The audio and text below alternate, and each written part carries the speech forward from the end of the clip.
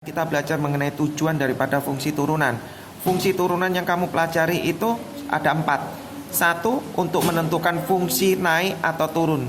Kedua, untuk menentukan titik stasioner. Apa namanya titik stasioner? Itu adalah titik maksimum dan minimum. Yang ketiga, grafik fungsi. Yang keempat, aplikasi problem solving. Ya, semuanya ini intinya cuma satu, adalah f aksen x sama dengan 0, diturun 0 sama dengan 0. Oke? Wapin kasih contoh. Di sini ada contoh ya. Ada contoh adalah fx sama dengan x pangkat 3 min 3x kuadrat. F aksen x sama dengan 0, diturunkan sama dengan 0. Jadi 3x x pangkat 3 berarti jadi 3x kuadrat min 6x sama dengan 0. Terus Anda faktorkan 3x buka kurung x min 2 sama dengan 0. Nanti x sama dengan 0, x sama dengan 2. Ya, lanjut ya. Dari sini, dari ketemu x sama dengan 0, x sama dengan 2, kamu bikin garis bilangan 0, 2. Terus kamu uji pakai angka berapa? Angka yang paling kanan, Wapin paling suka. Angka berapa? 10. Di sini masukkan 10, masukkan 10, ketemu plus. Habis plus, min plus. Oke? Kita lanjut. Apa yang namanya fungsi naik? Fungsi naik berarti dari garis bilangan ini kita ngambil yang positif. Yang mana positif? Wapin gambar lagi ini, sebenarnya bisa langsung. Wapin gambar lagi yang karena positif. Fungsi naik berarti yang ambil positif berarti daerah ini. Berarti intervalnya adalah x lebih kecil dari 2, x lebih besar daripada 2. Oke? Lanjut ya. Kita belajar namanya fungsi turun. Apa yang namanya fungsi turun? Sama sebenarnya garis bilangan ini kita lanjuti. Fungsi turun itu berarti daerah negatif yang diambil.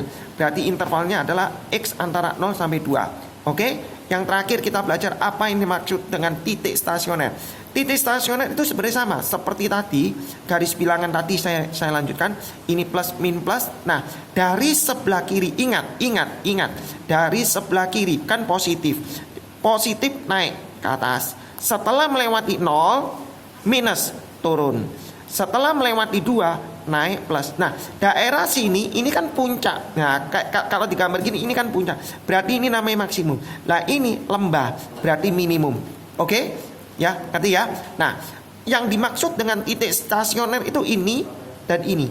Kalau x-nya 0, y-nya berapa? Masukkan ke fungsi awal, bukan fungsi turunan. Dimasukkan 0, 0 ketemu 0. Berarti 0,0 adalah titik stasioner. Jenisnya apa? Oh, gini, melengkung ke bawah berarti dia maksimum.